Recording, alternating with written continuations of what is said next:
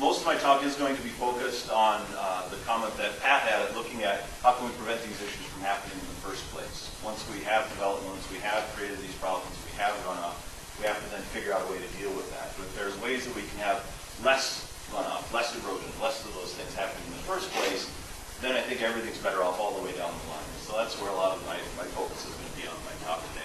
I'm going to start to talk a little bit about the problems with sediment, maybe elaborate on some of the points that Wayne made on those, and then go into what the cause of some of this is. Focus mostly on stream issues. That's mostly where I work, up in the watershed, so the land of these landscapes. So you're a bit of a guinea pigs for that. We haven't presented that information anywhere except here today. This is just a little piece of what we have there. So we'll talk about that. How many folks were at the State of the Coast that the North Shore Management Board put on last year on conservation design? A few folks here, yeah. So a number of you, maybe this is maybe full of sediment. We certainly know it's there. And it does cause some problems. This is some more technical stuff. One of the ways that we typically measure sediment in our streams is by looking at the turbidity of the water. Fancy term NTUs, that stands for nephelometric turbidity units. There will be no test afterward. Sorry about that one. But that's the unit that's typically used to measure turbidity in the water. This is just a picture of the Poplar River after a significant rainstorm, showing that sediment.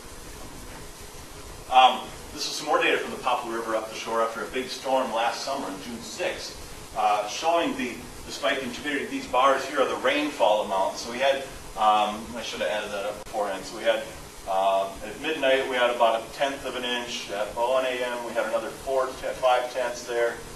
So on and on and on. So a fairly good storm, probably a couple inches here, 3 inches maybe.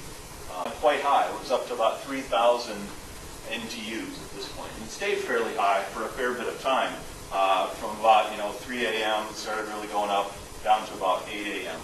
that morning. The sediment stayed fairly high.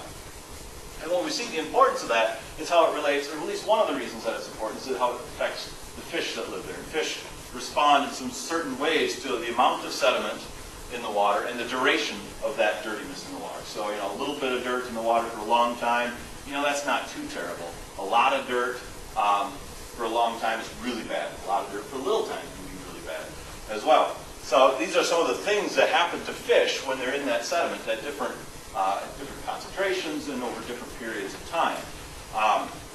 So if we look at that 3,000 high point that this storm reached, even after a few hours, we would start to expect to see fish doing these sorts of things, abandoning cover, trying to find a way out of that dirty water, increased respiration rate, so they're breathing faster, basically, trying to get more oxygen in as that sediment is clogging up their gills.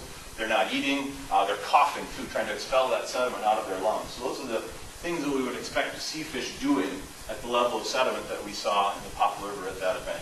Even at fairly low levels, though, over just a couple hours, you start to see signs of stress in the fish. And if that sediment if you get more sediment or it stays longer, then you start to see some of these other effects. Eventually, if it's too dirty for too long, they will just simply die. And a lot of times they really do, though, that abandoning cover and avoidance behavior. They're trying to find a spot, swimming upstream, swimming downstream, trying to find a spot where the water is cleaner. And sometimes they can do that. Fish are pretty handy things, unless there's things in their way, of course. One of the big questions, too, is the sediment natural? A lot of it is. We certainly do have sediment. We used to have a mountain range out here, right? It's not here anymore. Erosion is definitely natural. And all the clay that we have on all over our communities here, it got there because of erosion. That clay had eroded off and then settled down at the bottom. So erosion is certainly natural. But we've seen that it's changed over time. And this is a study done, unfortunately not on the North Shore, but on the South Shore, in Fish Creek, over by Ashland. It's that stream you drive over right before you get into the town of Ashland on Highway 2. And they actually were able to look back and do some detailed geologic analysis to figure out, one, the flows of Fish Creek over various periods of time, and two, the amount of sediment that creek was carrying at each of those periods of time. So you see, historically, back in 1870s, the amount of sediment was around about 500 tons per storm. That's about how much came out at that point. And the flow regime was this lowest line right here, this dashed line right here. So the peak flows were around maybe 22 cubic meters per second. So the flows were much lower at that point. fairly low, sediment was fairly low.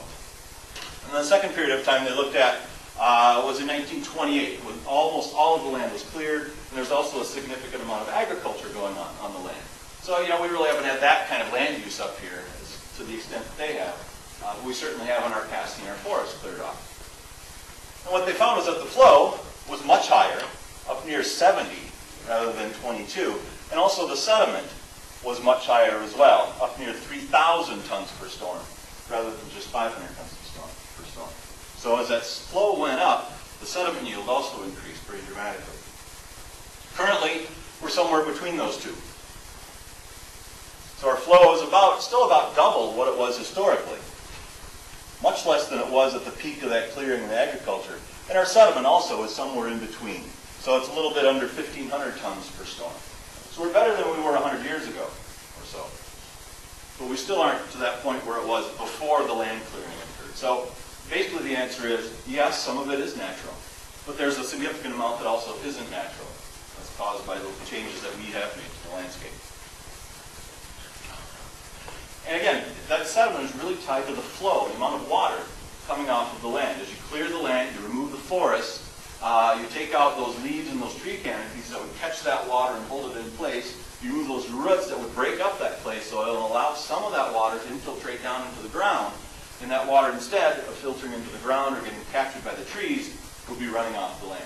And of course, in agriculture, of course, there may be some, some grading and some tiling and some ditching and some other things that would also facilitate that water rushing off the land, getting right into the stream. So that the flow and the sediment are really pretty closely tied in these situations, in these systems. And so when you get those greater volumes and velocities, then you see all of these things that we've talked about: high turbidity and sedimentation out in the Lake Superior and the streams, eroding gullies and ditches, nutrient and contaminants getting in. When that sediment comes in, there's other things that come with it. Nutrients, also a small amount of mercury comes with that sediment as well. It's not the significant source, not a huge source of mercury at the Lake Superior, but a small one. And we also see then the habitat loss that Wayne talked about.